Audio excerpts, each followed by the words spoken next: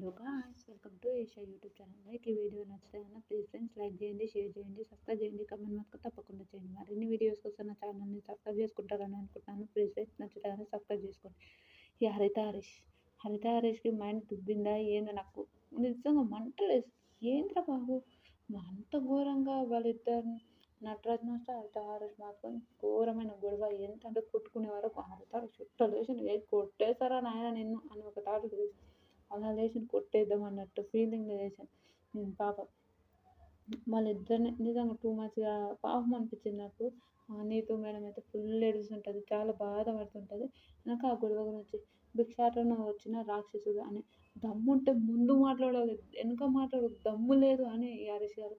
ఏందో నిజంగా హరీష్ గారిని చూస్తే నాకు చాలా గలీజ్ అనిపిస్తుంది. రియల్ ఏంద్రబాబు హరీష్ గారు మీరు ఏం చేస్తున్నారో నాయన ఒక థాట్ అనిపిస్తుంది. అలాంటి ఒక ఫీలింగ్ అనిపిస్తుంది నాకు హరీష్ గారిని చూస్తుంటే. ప్లీజ్ ఇలా మార్చుకోవాలని నేను కూడా అనుకుంటున్నాను. మీరేమనుకుంటారు కామెంట్ చేయండి.